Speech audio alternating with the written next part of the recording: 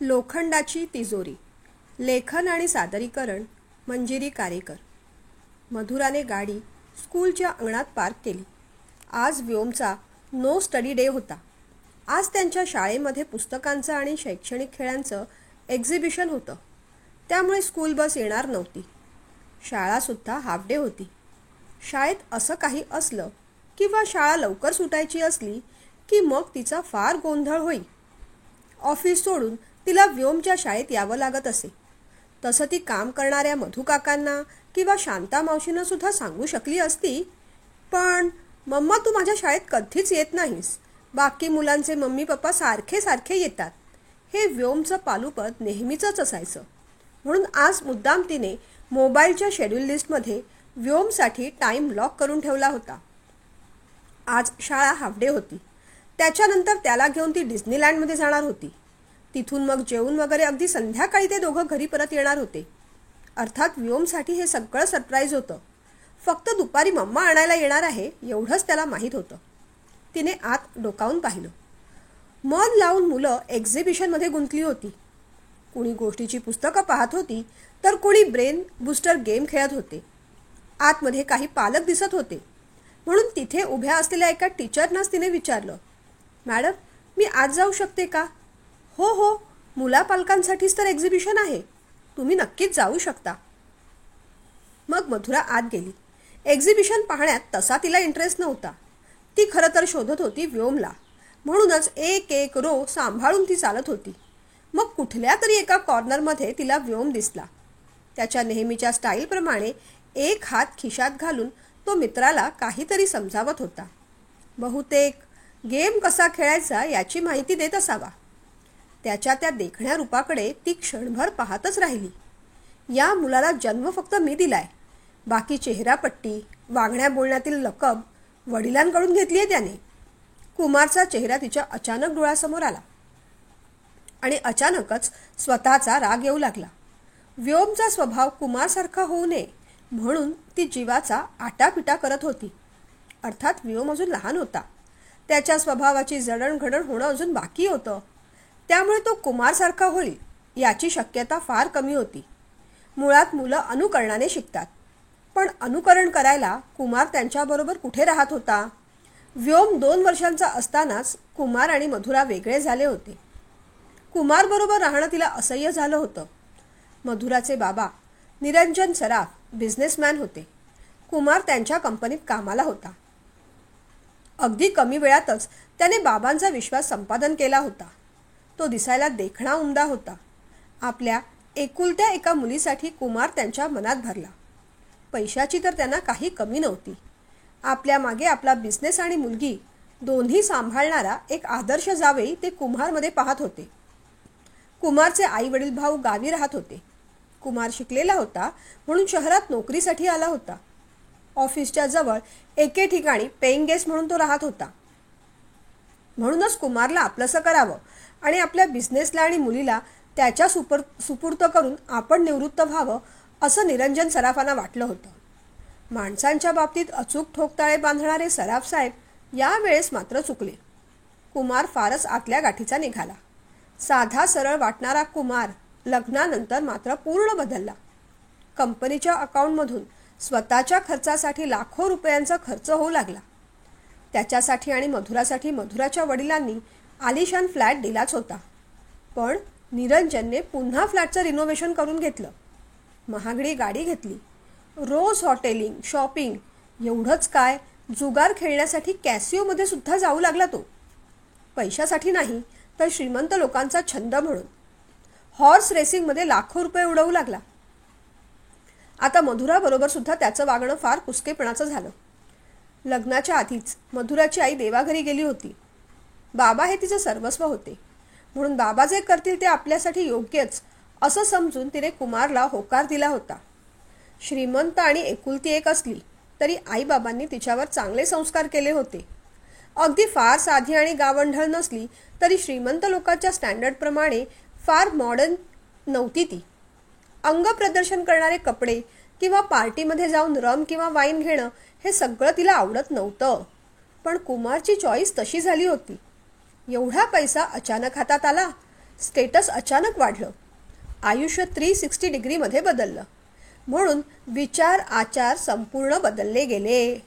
मधुरा दिसायला फार सुंदर नव्हती, पण निदान त्याच्या बाकी मित्रांच्या बायका जसे शॉर्ट मिडी स्कर्ट घालतात, फ्रीली वागतात, डिस्को पार्टी पबमध्ये जातात, तसं सगळं मधुराने करावं अशी त्याची अपेक्षा होती. याआधी या सगळ्या गोष्टी मधुराने केल्या नव्हत्या. तिच्या आईबाबांनी सुद्धा त्या गोष्टी तिला कधी करू दिल्या नव्हत्या. बाबांनी जो बिझनेस वाढवला होता तो स्वतःच्या कष्टावर. हे असले चोचले थिल्लरपणा करायला त्यांना वेळही नसायचा. पण कुमारला सगळं आयतं मिळालं होतं. आयुष्यभर तिच्या बाबांच्या कमाईवर तो पोसला जाणार होता आणि हे सगळं त्याला ठाऊक होतं. म्हणूनच तर तो आपलं आयुष्य एन्जॉय करत होता ना. तो मधुराला म्हणायचा, अगं हे आयुष्य एकदाच मिळणार आहे, तेव्हा मस्तपैकी एन्जॉय करून घ्यायचं, चिल करायचं, पार्टी पब डान्स उंची वाईन लॉंग ड्राईव्ह सगळं करायचं आणि करत राहायचं. मधुराने त्यांच्या स्टेटसला सूट होतील असे कपडे घालावे, त्याच्याबरोबर बिझनेस पार्टीमध्ये यावं असं हळूहळू कुमार तिला सुचवू लागला. सुरुवातीला प्रेमाने गोडी गुलाबीने मनवू लागला, पण नंतर मात्र तिला जबरदस्तीच करू लागला. संसार टिकावा आणि बाबांना त्रास होऊ नये म्हणून मनाविरुद्ध हळूहळू मधुरा बदलू लागली. तिचे कपडे वागणं त्यांच्या स्टेटसला सूट होईल असं करू लागली. संसार टिकावा म्हणून मनाविरुद्ध हे सगळे बदल तिने स्वतःमध्ये केले. त्याचं हे वागणं सुरुवातीला मधुराने बाबांपासून लपवून ठेवलं. या सगळ्या गोष्टीचा बाबांना त्रास व्हायला नको असंच तिला वाटत होतं. पण निरंजन सराफांना याची पूर्ण कल्पना आली होती. एकदा ते स्वतः तिला भेटायला आले होते तेव्हा म्हणाले होते, बेटा कुमारसारख्या मुलाशी तुझं लग्न लावून मी खूप मोठी चूक केली आहे. त्याला मी हिरा समजत होतो, पण तो तर कोळसा निघाला आणि माझी सोन्यासारखी लेक त्या कोळशाच्या खाणीत पडली. मला माफ कर बेटा, पण कोणत्याही क्षणी तुला वाटलं की त्याच्याबरोबर तू खुश नाहीस, त्या क्षणीच सांग मला. त्या नात्यापासून मी तुझी सुटका करीन. मधुरा तेव्हा काही बोलली नाही. कदाचित पुढे मागे सगळं ठीक होईल अशीच तिला आशा वाटत होती. ती प्रेग्नंट होती, लवकरच बाळ होणार होतं. मग अशा परिस्थितीत वेगळं कसं राहायचं? आपल्या बाळाला वडिलांचं प्रेम नको का? अशा विचाराने ती गप्प राहिली. शिवाय बाबांना ऑफिसमध्ये बरंच टेन्शन होतं. कुमार आहे तेव्हा आता आपल्याला कामाची फार काळजी करायची गरज नाही असं सराफांना वाटलं होतं. पण प्रत्यक्षात घडलं वेगळंच. कुमारचं अलीकडे कामात लक्ष कमी झालं होतं. त्यामुळे कंपनीचं रेप्युटेशन खराब झालं. 2-3 मोठ्या ऑर्डर पूर्ण केल्या गेल्या नाहीत म्हणून कंपनीवर केस ठोकण्यात आली. निरंजन सराफांना त्याचा धक्का बसला. त्यांनी कुमारला बोलवून खूप सुनावलं. मग कुमारही भडकला. दोघांची भांडणं बाचाबाची झाली आणि त्यातच निरंजन सराफांना हार्ट अटॅक आला. त्यांची तब्येत खालावत गेली आणि मग एक दिवस ते हे जग सोडून गेले. त्यानंतर मात्र मधुरा पूर्ण खचली. कुमार बरोबरचं नातं ती बाबांसाठीच सांभाळत होती, पण आज त्याच नात्यामुळे तिचे बाबा तिच्यापासून हिरावले गेले, कायमचे. 1.25 वर्षांचा व्योमच फक्त तिच्यासाठी आधार होता. कुमारचं बेताल वागणं तिला आता सहन होत नव्हतं. पप्पा असतानाही कामासाठी म्हणून तिने कधीही ऑफिसमध्ये पाऊल ठेवलं नव्हतं. लग्नानंतर तर बरीचशी सूत्र कुमारच्या हातात होती. पण एक गोष्ट चांगली होती की कंपनी मधुराच्याच नावावर होती. ती लवकरात लवकर माझ्या नावावर करून दे असा कुमारचा आग्रह चालला होता. कधी प्रेमाने कधी लाडाने तो मधुराला प्रॉपर्टी आणि कंपनी माझ्या नावावरच करून दे म्हणजे तुला टेन्शन नाही ग असं म्हणायचा. पण फार व्यवहार ज्ञान नसलेल्या मधुराला काय सद्बुद्धी झाली होती कुणास ठाऊक. कुमारने सांगितलेल्या कोणत्याही पेपरवर तिने कधीच सह्या केल्या नाहीत. एके दिवशी कुमार नशेतच घरी आला. त्याच्याबरोबर गाडीत कोणीतरी मुलगी होती आणि नशेतच कुमारने सांगून टाकलं, ए मधुरा, मला तुझा कंटाळा आलाय.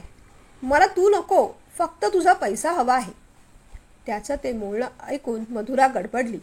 खरं तर कुमारकडून यापेक्षा वेगळी अपेक्षा कोणती होती? पण एक कुठेतरी खोटी आशा होती की कुमार बदलेल, निदान बाळासाठी तरी सुधारेल. पण तसं घडलं नाही. आता मधुराच्या समोर अनेक प्रश्न होते.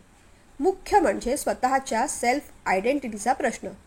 ती कुमारसाठी बदलली होती खरी, पण आतून मुळात ती तशी नव्हतीच. कोल्ह्याने वाघाचं कातडं पांघरलं म्हणून तो वाघ होत नाही. मधुराने कितीही आपण मॉडर्न आहोत असं दाखवायचा प्रयत्न केला तरी आतून ती साधी भोळीच होती. तिच्यात ती दाखवत होती तेवढा कॉन्फिडन्सही नव्हता. व्यवहारातले छक्के पंजे तिला कळत नव्हते. म्हणूनच कुमार जसं म्हणेल तसं ती वागत होती. पण कुमार क्रूर आणि धूर्त बोका होता. तो आपल्याला उंदरासारखा खेळवतो आहे असं तिला वाटून गेलं. यावेळेस कोणाची मदत घ्यावी ते तिला कळत नव्हतं. पण कुमार सोडून बाकी जवळचं असं कुणी उरलेलंही नव्हतं. कंपनी तिची होती, प्रॉपर्टी तिची होती, पण ती नाममात्र सत्ताधारी होती. ती प्रॉपर्टी कशी सांभाळायची, कंपनी कशी चालवायची याची काडी मात्र तिला अक्कल नव्हती. ऑफिसमधले काही चेहरे परिचित होते, पण ऑफिसमध्ये कोणत्या फाईल कुठे असतात हे सुद्धा तिला माहीत नव्हतं. आणि कुमार तर मागे लागलेला की लवकरात लवकर कंपनी आता माझ्या नावावर करून दे. तिला काही कळत नव्हतं. कुमारचा स्वभाव तिला पुरता लक्षात आला होता. कंपनी आणि प्रॉपर्टी नावावर करून घेतल्यावर तो दुधातून माशी काढून टाकल्यासारखं तिला बाजूला करणार होता. कपडे बदलावे तशा रोज गर्लफ्रेंड बदलत होता. पैशाचा माज आणि नशा त्याला चढली होती. तिला तिच्या आणि व्योमच्या भविष्याची चिंता पोखरू लागली होती. एके दिवशी व्योमला अचानक ताप चढला आणि तो चढतच गेला. ती पटकन त्याला घेऊन डॉक्टरांकडे गेली. डॉक्टरांनी औषधं दिली, पण ताप काही उतरेना. मग संध्याकाळी डॉक्टर स्वतःच म्हणाले, मला वाटतं आपण त्याला लगेचच हॉस्पिटलमध्ये ॲडमिट करूया, काही टेस्ट करूया. मधुरा घाबरली. तिने कुमारला फोन केले. व्योमची तब्येत बिघडली आहे, डॉक्टरांनी हॉस्पिटलमध्ये ॲडमिट करायला सांगितलं आहे असं सांगून सुद्धा कुमार घरी आलाच नाही. त्याची व्यसनं आणि त्याचे छंद याच्या पुढे त्याला व्योम आणि मधुराची काहीच किंमत उरली नव्हती. हॉस्पिटलमध्ये ती बिचारी एकटी सगळं हँडल करत होती. डॉक्टरांनी काही औषधं घेऊन या असं सांगितल्यावर आता व्योमकडे कोण थांबेल हा प्रश्न राहिला होता. घरात 2 नोकर होते, पण दोघेही तिच्याबरोबर हॉस्पिटलमध्ये यायला तयार नव्हते. तशी साहेबांची वॉर्निंगच होती. ते घरी आल्यानंतर त्यांना ड्रिंक पार्टीची तयारी करावी लागते. त्याच्याबरोबर खाण्यासाठी काही चिकन मटणसुद्धा बनवावं लागतं. असं नाही केलं तर साहेब चिडतील आणि कामावरून काढून टाकतील या भीतीने दोघेही घरातून हल्ले नाहीत. त्या क्षणी मधुराला फार एकटं एकटं वाटलं. व्योम जवळ बसायला तर कुणाला सांगावं असा विचार करत असतानाच तिला एक परिचित चेहरा दिसला. त्यांच्याच ऑफिसमधले मिस्टर बडगुजर तिला दिसले. तिला जरा हायसं वाटलं. मागूनच तिने हाक मारली, काका. बडगुजरांनी मागे पाहिलं. अरे ताईसाहेब, तुम्ही इथे? हो काका, व्योमला बरं नाही, ताप आलाय म्हणून त्याला ॲडमिट करावं लागलं. पण काका, मला तुमची एक मदत हवी आहे. मी खालून पटकन काही औषधं घेऊन येते, तोपर्यंत व्योमकडे बसाल? बडगुजर काका मधुराचे बाबा होते. त्यावेळेसपासून कंपनीत काम करत होते. कंपनीशी आणि साहेबांशी ते नेहमीच एकनिष्ठ राहिले होते.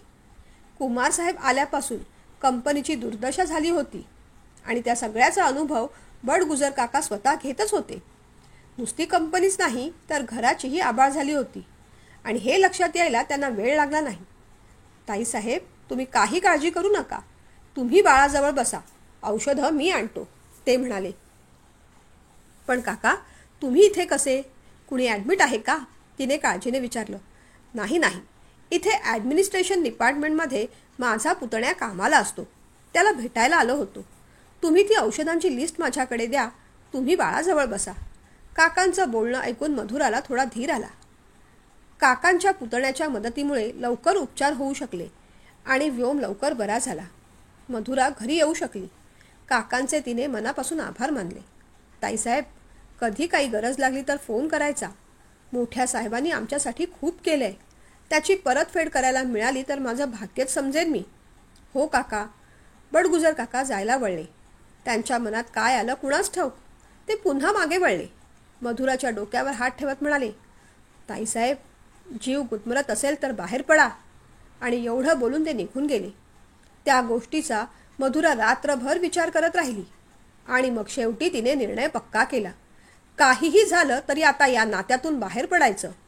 पण कुमार इतक्या सहजासहजी सोडणार नव्हता.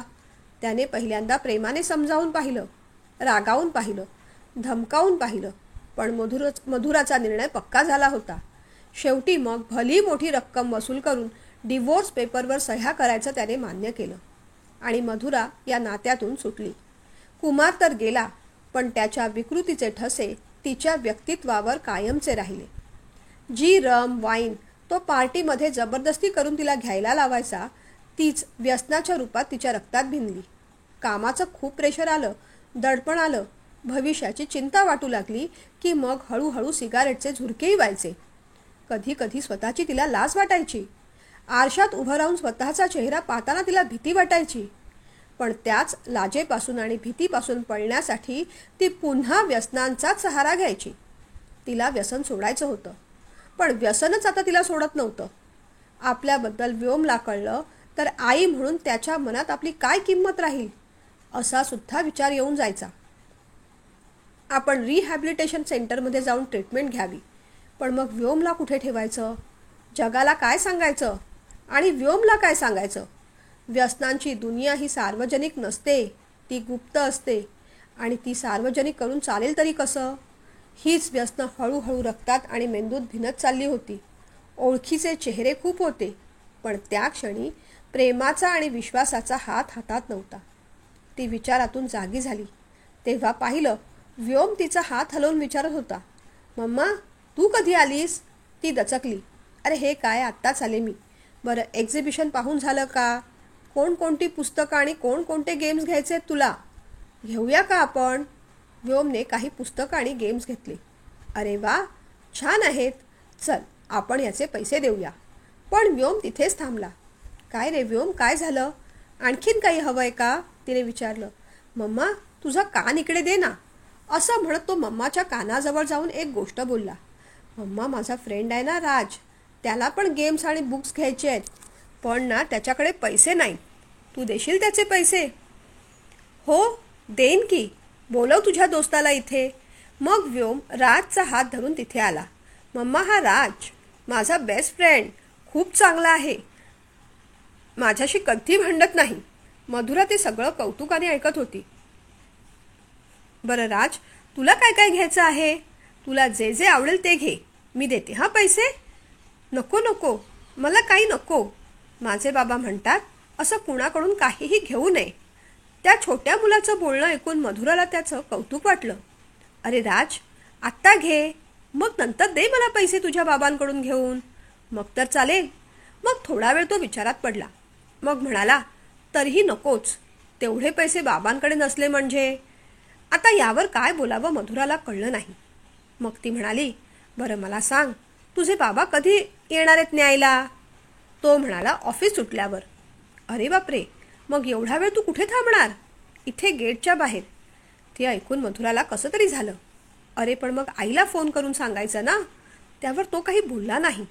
व्योमच म्हणाला, मम्मा त्याची मम्मा देवाघरी गेली आहे. ते ऐकून मधुराला वाईट वाटलं. बरं राज, तू व्योमचा फ्रेंड आहेस की नाही? मग तू आमच्या घरी चल. संध्याकाळी तुझे बाबा घरी आले ना की मी तुला सोडते घरी. दे तुझ्या बाबांचा नंबर, मी बोलून घेते. चल ना राज, मग आपण दोघं खेळूया. व्योमने फोर्स केला. कसा बसा राज तयार झाला. मधुराने त्याच्या वडिलांना फोन करून राज आमच्याकडे आहे, संध्याकाळी घरी सोडते असं सांगितलं. त्याच्या बाबांनीही पत्ता विचारून घेतला होता, म्हणून तेच संध्याकाळी राजला व्योमच्या घरी न्यायला आले. दरवाजा उघडला आणि ते आत आले. मधुराने त्यांना बसायला सांगितलं. पण ते आल्यापासून यांना आपण कुठेतरी पाहिलंय असंच तिला वाटत राहिलं. कुठे ते आठवत नव्हतं. कॉफी देताना शेवटी तेच म्हणाले, आपण याआधी भेटलोय ना? हो ना, मलाही अहो तसंच वाटलं, पण खरंच मला आठवत नाही मी तुम्हाला कुठे पाहिलंय ते. ती म्हणाली, बहुतेक निरामय हॉस्पिटलमध्ये. मागे काही वर्षांपूर्वी तुम्ही मुलाला घेऊन तिथे आला होतात. बडगुजर काकांनी माझी ओळख करून दिली होती. ते माझे काका, मी त्यांचा पुतण्या. आत्ता कुठे मधुराच्या लक्षात आलं की हा बडगुजर काकांचा पुतण्या आहे आणि यांच्यामुळेच तर हॉस्पिटलचं काम तेव्हा किती लवकर झालं होतं. अरे हो, आत्ता आठवलं. पण काय योगायोग आहे, आपली मुलं एकाच वर्गात आहेत. राज खरंच खूप गुणी मुलगा आहे हं, त्याच्यावर खूप चांगले संस्कार आहेत. ती म्हणाली. हो, ते संस्कार त्याच्या आईने केले. पण अलीकडेच. एवढं बोलून राजचे वडील अतुल थांबले. हो मला कळलं ते, पण काय झालं? ट्यूमर होता. उपचार केले पण नाही वाचवू शकलो तिला. बोलताना त्यांच्या डोळ्यात पाणी आलं आणि तेवढ्यात मुलं आली आणि विषय बदलला गेला. कॉफी घेऊन झाल्यानंतर मात्र ते राजला घेऊन लगेच निघाले. त्यानंतर अशी अधेमध्ये भेट झाली नाही. फक्त एकदा खूप पाऊस पडला होता. पाणी भरलं होतं. शाळा लवकर सोडली. त्यामुळे बऱ्याच पालकांनी आपापल्या मुलांना स्वतःहूनच लवकर घरी नेलं. मधुरा एका मोठ्या प्रोजेक्टमध्ये अडकली होती. एव्हाना तर काम करणाऱ्या शांता मावशी सुद्धा घरी गेल्या असणार. पण त्यावेळेस राजच्या बाबांनी व्योमला घरी आणलं. पाऊस ओसरल्यानंतर घरी आणून सुद्धा सोडलं. त्यावेळेस तिला खूप आधार वाटला होता. ऑफिसमध्ये बडगुजर काकांना जेव्हा कळलं की त्यांचा नातू आणि व्योम एकाच वर्गात आहेत, त्यांनाही आनंद झाला. एकदा अतुल राज आणि व्योमला घेऊन ऑफिसमध्ये सुद्धा आला होता. अतुल आणि मधुरा दोघं एकमेकांशी मोकळेपणाने बोलता आहेत. गरज लागेल तसे एकमेकांच्या मदतीला जात आहेत.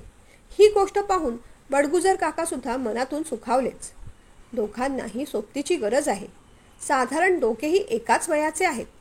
मुख्य म्हणजे दोघांची मुलं चांगले घट्ट मित्र आहेत. फक्त दोघांमध्ये एकच मोठा अडसर आहे, तो म्हणजे पैसा. मधुराताई खूप श्रीमंत आहेत, मॉडर्न आहेत. अतुल मात्र साधा मध्यमवर्गीय. पण या एका गोष्टीकडे लोकांनी दुर्लक्ष केलं तर या दोघांचा संसार चांगला होईल. त्यांनी स्वतःच्या पुतण्याशी बोलायचं ठरवलं. पण अतुलला जेव्हा हे कळलं तेव्हा त्याने पहिल्या फटक्यातच ही गोष्ट उडवून टाकली. काका काहीतरीच काय बोलताय? त्या कुठे आपण कुठे? ही गोष्ट आज बोललात पण पुन्हा नको हं, आणि चुकूनही त्यांच्या समोर तर कधीच नको. काका त्यावेळेस काही बोलले नाहीत. पण त्यांना निरंजन सराफांचा म्हणजे मोठ्या साहेबांचा म्हणजेच मधुराच्या बाबांचा स्वभाव माहीत होता. पैशाला ते लोभी नव्हते. द्यायला त्यांचा हात उदारच होता. फक्त मुलीचा संसार चांगला व्हावा, ती सुखी व्हावी ही एकच इच्छा ते घेऊन गेले. पण कुमार साहेबांनी त्यांच्या सगळ्या अपेक्षा फोल ठरवल्या. खरं तर मोठे साहेब कुमार साहेबांमुळेच गेले. अतुल सर्वतोपरी मधुरासाठी योग्य आहे. मधुराताई त्याच्याबरोबर सुखी राहू शकतील असं काकांना वाटत होतं. कदाचित साहेबांचीच अज्ञात शक्ती त्यांना तसं सुचवत असावी.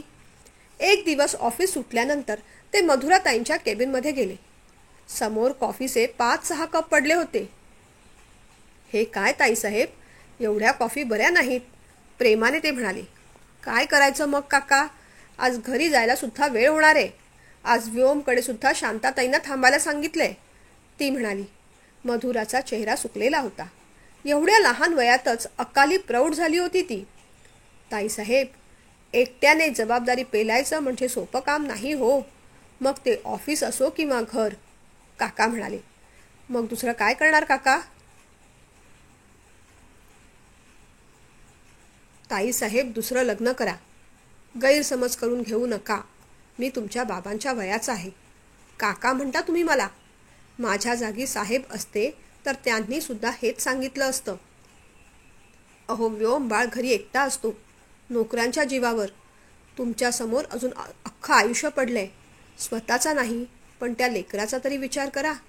त्याला वडिलांचं प्रेम नको का? काका असं म्हणताच मधुरा पटकन म्हणाली. काका, वडिलांचं प्रेम त्याच्या नशिबातच नसावं. नाहीतर सख्खे वडील असताना तो असा पोरका का झाला असता? त्याचे सख्खे वडील गेले की त्याला टाकून. मग मी कसा विश्वास ठेवायचा आणि कुणावर? ती म्हणाली. विश्वास ठेवण्याजोगी एक व्यक्ती आहे. काका असं म्हणताच तिने चमकून काकांकडे पाहिलं. काकांच्या चेहऱ्यावरची शांतता अजिबात म्हणून ढळली नाही. हो ताईसाहेब, अतुल माझा पुतण्या, राजचे वडील. अतिशय चांगला मुलगा आहे तो. फक्त साधा आहे, तुमच्यासारखा श्रीमंत नाही. पण मला खात्री आहे तुम्हाला आणि व्योमला तो कधीही काही कमी पडू देणार नाही. काका असं म्हणताच ती ताडकन उद्गारली. काका काय बोलताय? असंच एकदा बाबांनी विश्वास ठेवून पाहिलं होतं, पण काय झालं पाहिलं ना, दुःखाने ती म्हणाली. ताईसाहेब, ती वेळ गेली. आता तुम्ही रागही मानू नका आणि गैरसमज तर त्याहून करून घेऊ नका. यात माझा किंवा त्याचा रुपयाचा सुद्धा फायदा नाही, स्वार्थ नाही. उलट मी त्याच्याकडे हा विषय काढला तेव्हा त्याने स्पष्टपणे सांगितलं की तो तुमच्या लायकीचाच नाही आणि तुमच्याकडे हा विषय अजिबात काढायचा नाही. पण माझं मन राहवलं नाही. असं वाटत होतं कोणत्या ना कोणत्या पद्धतीने साहेब सतत मला हे सुचवतायत म्हणून बोलून बसलो. पहा आता, निर्णय तुमचा आहे, पण निर्णय घ्यायच्या आधी स्वतःपेक्षा व्योम बाळाचा विचार करा, असं म्हणून काका तर निघून गेले. पण त्या क्षणापासून मधुरा अस्वस्थ झाली. जुन्या आठवणी पुन्हा उफाळून वर आल्या. आता जेव्हा जेव्हा अतुल समोर दिसत असे ती अस्वस्थ होत असे. तिचा अस्वस्थपणा पाहून अतुललाही शंका येऊ लागली की काका यांच्याकडे सुद्धा लग्नाची गोष्ट बोललेत की काय. काकांकडून खरं कळल्यानंतर अतुल फार भडकला. जाणते अजाणतेपणे तो सुद्धा मग तिला टाळू लागला. पण या सगळ्यात मुलांच्या मनावर वेगळाच परिणाम झाला. अचानक आपले आई बाबा असे का वागतायत, आपल्याला एकमेकांच्या घरी का जाऊ देत नाहीत, फोन का करू देत नाहीत, हेच नेमकं मुलांना कळेना. त्यांची चिडचिड होऊ लागली. शेवटी मग मधुराने ठरवलं, ही कोंडी आपण फोडायलाच हवी, असं मधुराला वाटलं. थरथर त्या हाताने तिने अतुलला फोन लावला. आज साधारण 10:30-11ला शाळेच्या बाहेर भेटाल मला. गोष्टी बोलून सोडवणं जरुरी होतं. अतुलनेही होकार दिला. शाळेच्या मागे एका कट्ट्यावर शांत ठिकाणी दोघे बसले. मॅडम सॉरी, काकांनी भलताच विषय तुमच्याकडे काढला. अचानक त्यांच्या डोक्यात हे खूळ कुठून आलं काय माहीत, पण त्यांचं बोलणं तुम्ही मनावर घेऊ नका. त्यांच्या वतीने मी तुमची माफी मागतो, असं म्हणत अतुलने हात जोडले. अहो काय करताय, माफी का मागताय. काकांनी त्यांचं मत सांगितलं, मत सुचवलं. कोणताही निर्णय त्यांनी आपल्यावर थोपवला नाही, लादलेला नाही. तो आपल्यालाच घ्यायचा आहे, ती म्हणाली. ते सगळं खरं असलं तरी त्यांच्या मनात आपल्याबद्दल असा विचार येणंच किती चुकीचं आहे. अहो एरवी सुद्धा तुमची आणि आमची कधीही बरोबरी होऊ शकली नसती. आमची तेवढी लायकीच नाही. यापुढे तो काही बोलणार त्याआधीच मधुरा म्हणाली, जरा थांबता का, प्लीज थांबा. सारखी सारखी तीच गोष्ट बोलून मला लाजवू नका. तुम्हाला काय वाटतं, लायकी फक्त पैशावरच ठरते का. खरं तर माणसाची लायकी ठरवण्याचं सामर्थ्य पैशात नाहीच मुळी. तसं असतं तर सोन्याची लंका बाळगणारा रावण आणि मथुरेवर राज्य करणारा कंस हे लायक असण्याच्या चरमसीमेवर असायला हवे होते. पण तसं नाही ना. पैशापेक्षा महत्त्वाचं असतं माणसाचा स्वभाव, त्यातले सद्गुण, त्याचं चारित्र्य.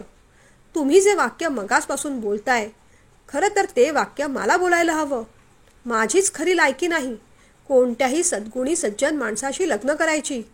ती असं म्हणताच अतुल एकदम शांत झाला. तिच्याकडे पाहू लागला.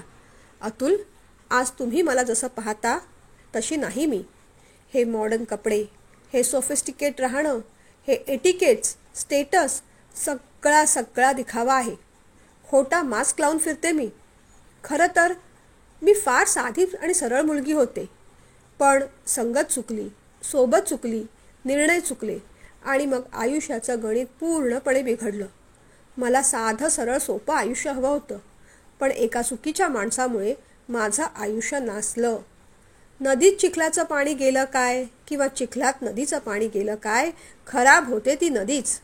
ज्या माणसाबरोबर संसार करायचा होता त्याने माझ्या सद्गुणांचा, चारित्र्याचा संहार केला आणि मी समाजात आज प्रतिष्ठित स्त्री म्हणून वावरते खरी, पण मी तशी नाही. मुळात मी संसाराला योग्य नाही. कुणाची पत्नी होण्यासाठी, आई होण्यासाठी लायकीचीच नाही. कधी कधी व्योमसारखा गुणी बाळ आपल्या पोटी जन्माला आला याचं सुद्धा मला वैषम्य वाटतं, कारण आई होण्याच्या पात्रतेची मी नाही, असं म्हणून ती रडू लागली.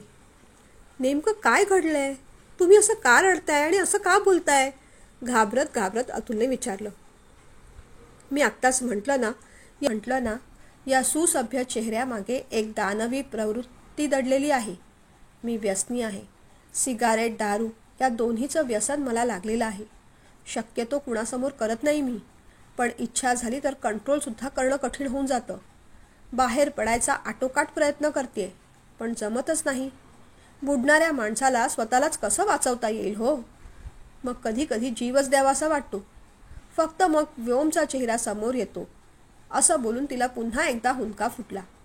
ते सगळं ऐकून अतुल चांगलाच हादरला. बाप रे, सगळं खरंच खूप शॉकिंग आहे.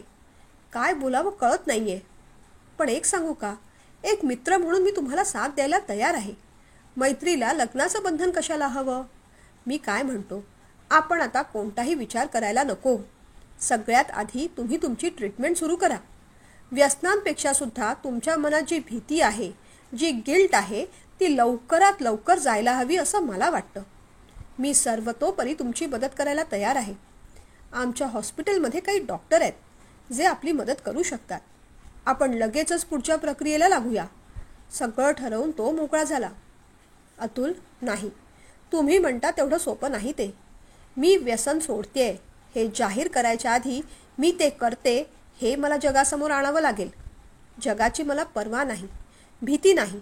पण माझ्या मुलाला जर हे कळलं तर त्याला आपल्या आईबद्दल काय वाटेल? घरातल्या नोकर मंडळीकडून, शेजार पाजारून त्याला चिडवलं जाईल का, तो दुखावला जाईल का, अशी सतत भीती वाटत राहते. तो जोपर्यंत सुरक्षित हातात नाही तोपर्यंत मी असं काही करू शकणार नाही. अगदी माझ्या अस्तित्वाची लढाई सुद्धा मी लढू शकणार नाही. ती म्हणाली. आता पुढे मी काय बोलू? तुमच्यासारख्या प्रामाणिक आणि चांगल्या व्यक्तीची साथ द्यायला मला आवडलं असतं. पण खरं सांगू का मॅडम, सोन्याची आणि लोखंडाची कधी बरोबरी होत नसते हो. आपलं समाजातलं अस्तित्व अगदी त्या सोन्या आणि लोखंडासारखं आहे. तुम्ही सोनं आहात, मी लोखंड. खूप तफावत आहे आपल्यात. नाहीतर, अतुल म्हणाला. नाहीतर काय अतुल?